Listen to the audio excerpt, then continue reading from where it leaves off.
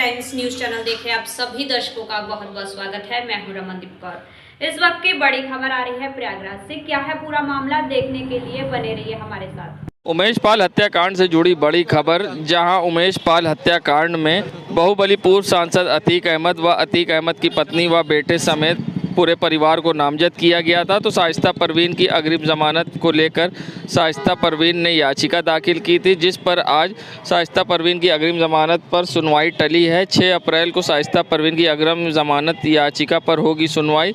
शाइस्ता परवीन की ओर से वकील ने दाखिल किया वकालतनामा। उमेश पाल हत्याकांड मामले में फरार चल रही हैं शाइस्ता परवीन।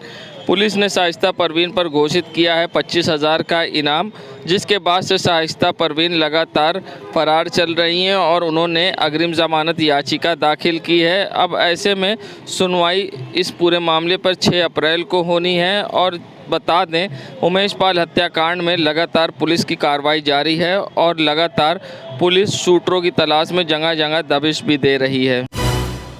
जहां बढ़ते कोरोना के मामले को लेकर डिप्टी सीएम ब्रजेश पाठक ने जहां सभी स्वास्थ्य अधिकारियों को निर्देश दिए हैं कि कोरोना को लेकर तैयारी करें, तो वहीं दवाओं की समस्या को लेकर कहा है कि सख्त निर्देश दिए गए कि बाहर से कोई भी दवा ना लिखी जाए और हमारे पास सारी दवाएं हैं। और क्या कुछ कहना, आइए सुनाते हैं। 37 कुल हैं और यहाँ पर 3 कल बढ़े हैं। भाई मेरे कोविड की स्थिति अब पूरी तरह से नियंत्रण में है।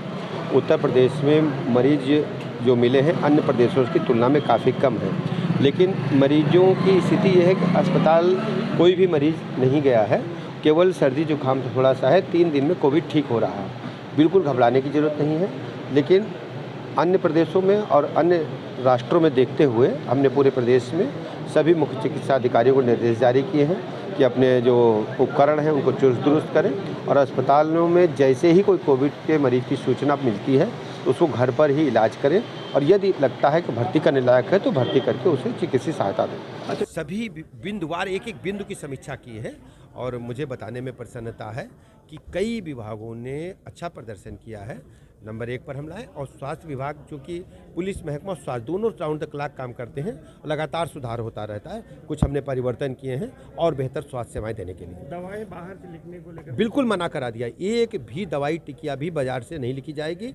सब कुछ हमारे पास उपलब्ध है। संगम नगरी प्रयागराज के इन दिनों जहां तेजी से कोतवाली और खुलदाबाद व शाहगंज थाना क्षेत्र में तेजी से सट्टा खिलाया जा रहा है, तो वहीं एक और वीडियो वायरल हुआ है जो कि खुलदाबाद क्षेत्र के सब्जी मंडी गली के अंदर ऑनलाइन सट्टा खिलाने वाले का वीडियो सामने आया है। ये वीडियो सोशल मीडिया पर जमकर वायरल हो रहा है। वीडियो में ये ऑनलाइन सट्टा बबलू, राजा प्रदीप और धर्मेंद्र सोनकर के द्वारा कराया जा रहा है और साथ ही लेकिन अब तक कोई कार्रवाई नहीं की गई। काफ़ी दिनों से ऑनलाइन सट्टा ये संचालित कर रहे हैं।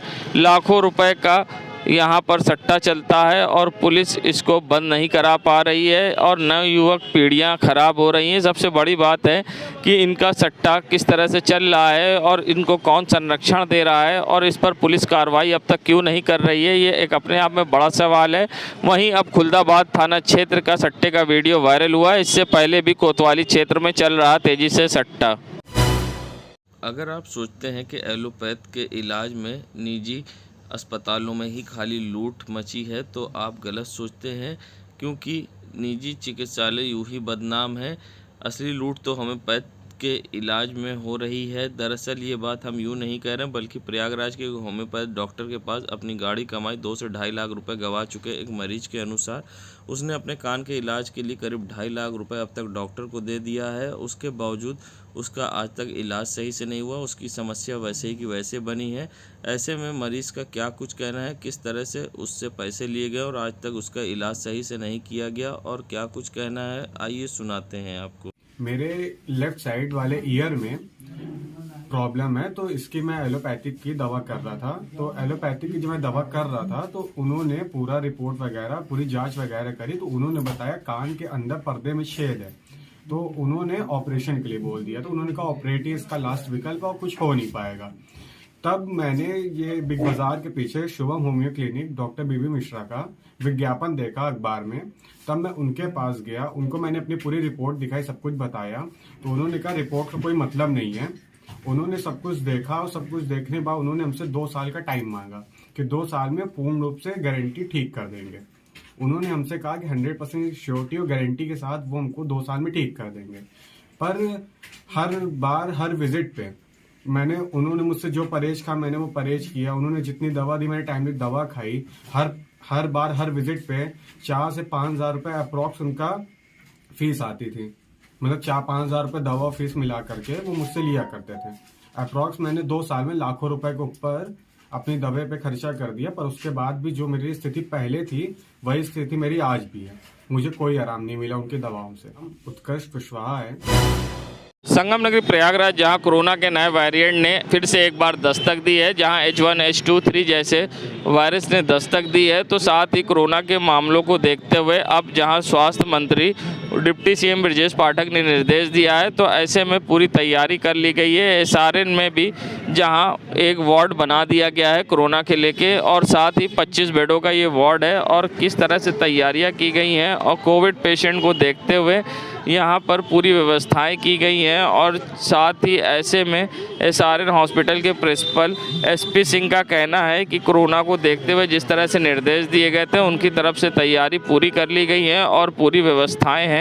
और क्या कुछ कहना है इस पूरे मामले पर उनका, आइए दिखाते हैं आपको। मेडिकल कॉलेज से संबद्ध SRN हॉस्पिटल में जो टर्सरी केयर सेंटर घोषित किया गया है, वहाँ पर हमारे बेड आरक्षित हैं।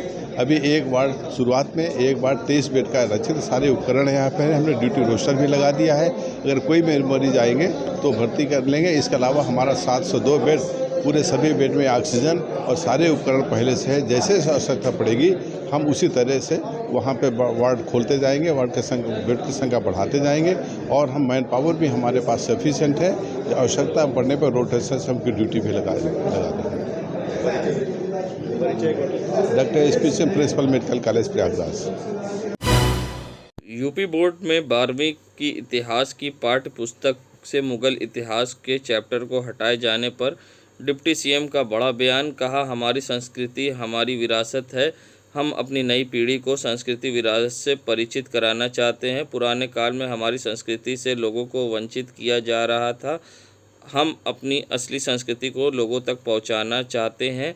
ऐसे में डिप्टी सीएम ने किताब से जहां चैप्टर हटाए जाने पर और मुग़ल के इतिहास को हटाए जाने पर क्या कुछ कहा है, आइए दिखाते हैं आपको। बड़ा परीक्षा बोर्ड है, अब इंटरमीडिएट में मुगल का इतिहास हटाया गया इतिहास से, तो क्या अब बच्चे मुगल का इतिहास नहीं पढ़ेंगे? देखिए, हमारी सांस्कृतिक विरासत है, हम अपने सभी नई पीढ़ी को अपनी विरासत से परिचय कराना चाहते हैं। पुराने काल में हमारी संस्कृति से लोगों को वंचित किया जा रहा था, लोगों को बताया नहीं जा रहा था, हम अपनी असली संस्कृति को लोगों तक पहुँचा। संगम नगरी प्रयागराज के चौक बाजार में उस समय भीड़ लग गई जब एक व्यक्ति राष्ट्रपिता महात्मा गांधी की वेशभूषा में स्टैचू बना खड़ा दिखाई दिया, तो लोग ऐसे में सेल्फी लेते और साथ खड़े दिखाई दिए। बता दें, मधु विशाखापट्टनम के रहने वाले हैं, आंध्र प्रदेश से आए हैं। उनका कहना था कि हर साल कुंभ लगता है और उसी को लेकर वे काशी होते प्रयागराज पहुंचे थे, मगर पता चला कि अभी यहां पर कुंभ नहीं है, जिसके वजह से अब उन्हें अपने भरण पोषण, अपनी मां का खर्चा उठाने में परेशानी हो रही है। ऐसे में वे कला दिखाकर महात्मा गांधी के रूप में लोग जो उनकी मदद करते हैं उससे वे अपना खर्चा चला रहे हैं। किस उद्देश्य से आज आप गांधी जी बने हुए हैं, क्या उद्देश्य है आपका? मैं पूरा जनता को कला दिखाने के लिए आया। कहाँ से हैं आप, बिलोंग करते हैं? मैं विशाखापट्टनम, आंध्र प्रदेश। प्रयागराज आने का मकसद? हम 12 साल में एक बार कुंभ मेला आता है तो ये करके आए थे, पर नहीं है, पर एक्चुअली हमारे पास कुछ भी नहीं। हम कला दिखाते तो किसी से कोई भी 5-10 रुपये जो भी दे देते हैं, हम उन किसी के हम आदेश करते हैं। आपके साथ और भी टीम है या आप अकेले? नहीं, मैं अकेला हूँ।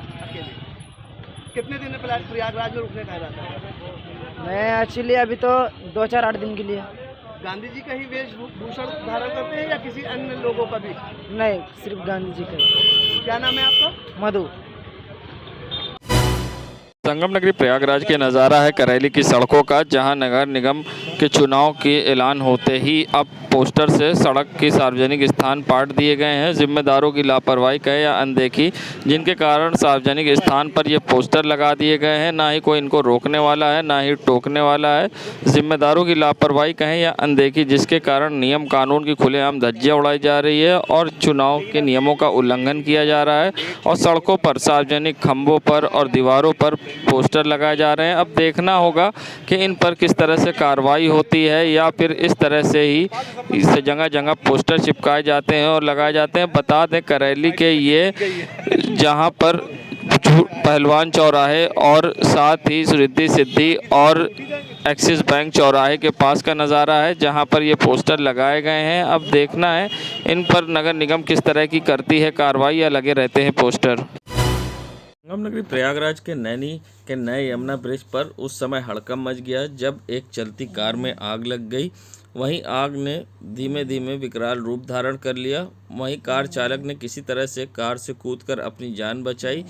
वहीं स्थानीय लोग की भीड़ इकट्ठा हो गई तो राहगीरों ने इसकी सूचना तत्काल फायर ब्रिगेड की टीम को दी। मौके पर पहुंची फायर ब्रिगेड की टीम तत्काल नए यमुना ब्रिज पर आग बुझाने में जुट गई और कार में आग काफ़ी देर की कड़ी मशक्क़त के बाद फायर ब्रिगेड की टीम ने आग पर किसी तरह से काबू पाया और पूरी तरह से कार की आग को बुझाई।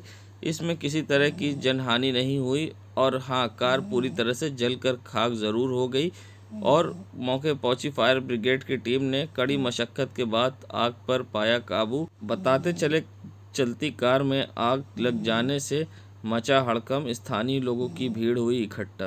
देश दुनिया की खबरों के लिए world media times news channel को सब्सक्राइब करें।